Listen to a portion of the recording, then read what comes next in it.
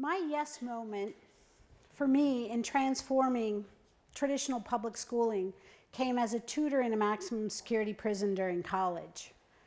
The only education men in the protective custody blocks had access to were the Georgetown students who came out during the week to tutor them. It was there I realized that most of the men I was working with could barely read, and they could barely count or multiply. But what was most disturbing is most of them had gone almost all the way through high school. I saw the same thing repeated over and over again through the past 20 years. And it didn't matter where I was or what job I was in, when I was in Cabrini Green in Chicago, when I was teaching in Kansas City or an administrator there, I consistently saw students who lacked the requisite skills to be successful where they were in school, nevertheless college and career ready. My chance to really start over and start with a clean slate in that transformation came about 3 years ago, when John Covington, who's the chancellor of the Education Achievement Authority in Michigan, asked me to work with him in transforming first Kansas City schools and then those in Michigan. The Education Achievement Authority is a statewide system that's tasked with working with the persistently lowest achieving schools in Michigan. And what I mean by persistently low achieving schools are schools where middle school students have never been in a successful school. They've been in schools from day one that are either declining or not performing. Statistically, what that means is in the 15 schools that we have, on average, 12% of first graders are coming out reading at grade level. Only 12.5% of third graders. In the incoming freshman class this year of our 6 high schools, not one student has mastered a college or career readiness skill. And the number of students across the 6 schools I can count on my hands who've mastered a state assessment in mathematics. So those are the outcomes that you often hear about. But what you don't hear about is, what does the playing field look like for a teacher and a student on day one? Because in a typical school, what you usually see is you see a few students who are below level and a few maybe that are above level. And then you see kind of this core mass that a teacher teaches to. But that's not the case in a low-performing school. Because in the low-performing school, what our data showed us in both Kansas City and now in Detroit in our 15 schools is we have students that are all over the gambit in terms of skills. By 2nd grade, there's 5 instructional levels in a classroom. By 4th grade, it's up to 9. And by 6th grade, it's up to 14. So imagine being the 6th grade teacher and having kids who are at 14 different levels in your classroom, just trying to find the resources to meet those skill levels of those students is a challenge. Not even the ability then to look at interest and learning style. So as we set about thinking about how will we work with those schools, we drew from the learnings of Alaska as well as Adams 50 in Colorado in looking at a student-centered system. And in that student-centered system, we knew that there were 2 things that we needed to leverage. We needed to leverage technology for 4 reasons. One is we needed to build a robust library of resources that included those that were published, those that are free, as well as those that teachers create.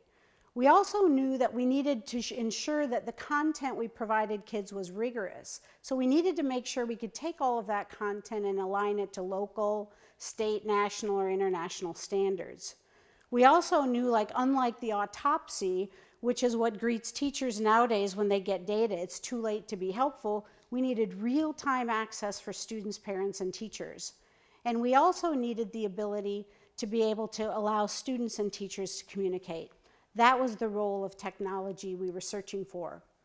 We also knew that we had to change the rules because we knew what we had wasn't working.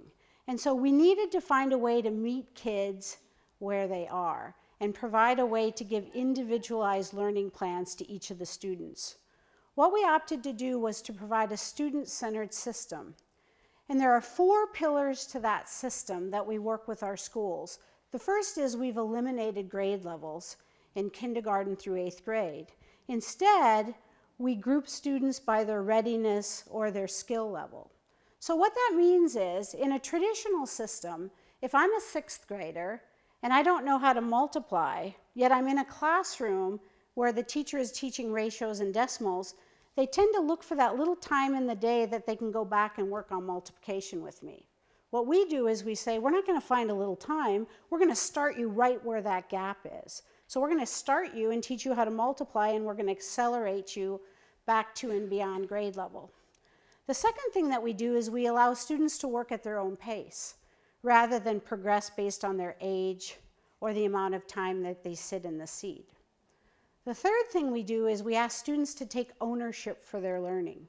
Instead of the teacher being at the center of all of the decisions, we ask for a paradigm shift in which our teachers serve as facilitators and activators of knowledge, and students take on that ownership and show evidence of mastery by showing what they know and can do and be able to communicate their progress. And then finally, we provide continuous feedback. It's a system so simple that even a student can explain it.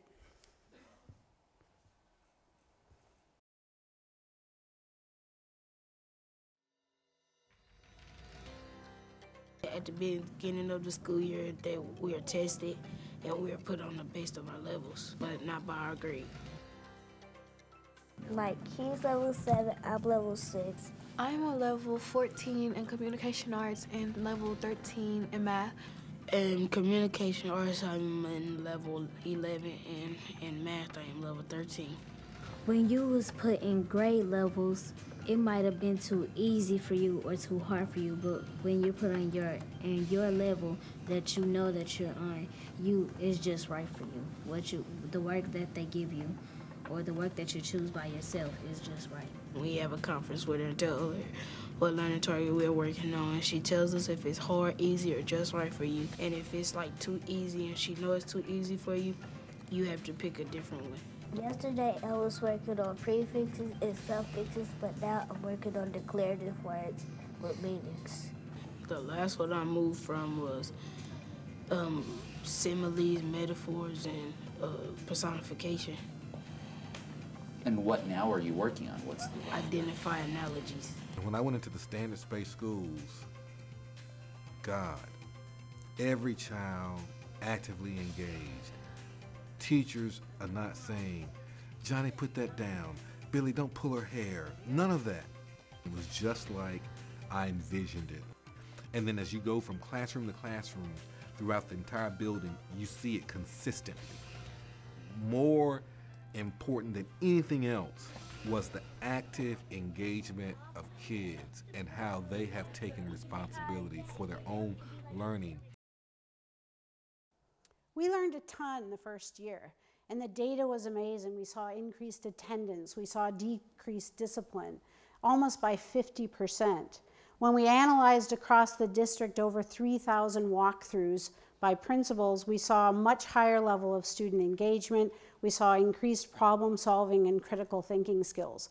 But we also realized something, that if we were going to provide anytime, anywhere access to learning for our students, we needed to take all that content that we had used technology to put in one place for teachers, and we needed to push that to students.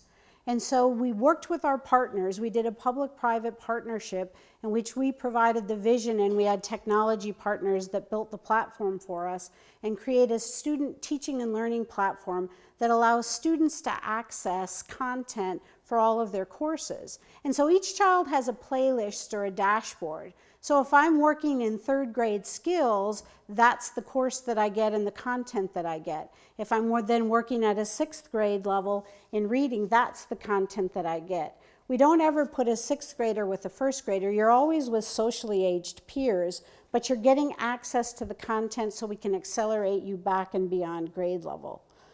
The other things that we've provided in addition for that is the ability for students to create their own individualized learning plan.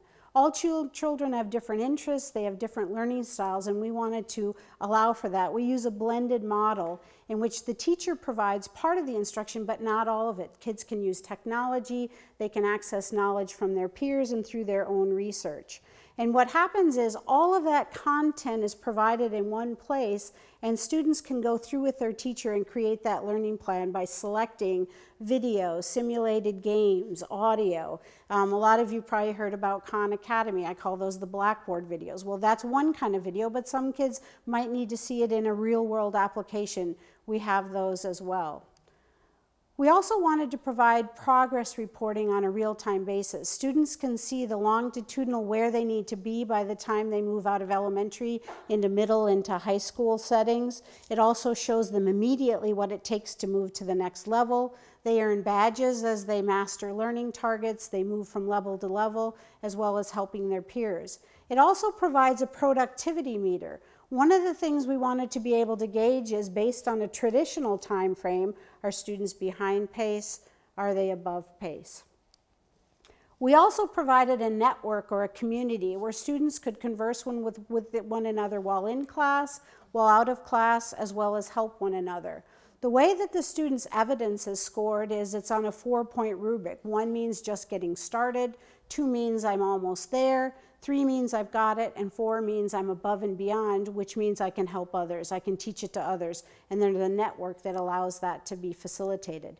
We also did a lot of work for teachers. We wanted to make sure that teachers had visibility to every student every day, and instead of a paper-based grade book, we gave them access to a radar screen so they could see where students were moving, hover, and actually click and do a deep dive into students' data.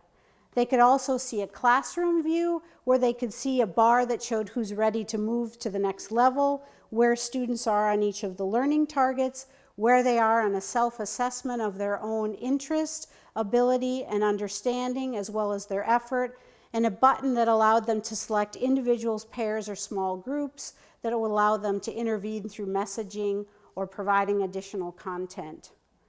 The system that we've provided is showing initial promise. Change is hard, change is difficult, but what we've done is we've tried to provide a system in which time is the variable, learning is constant, and students the focus. Thank you.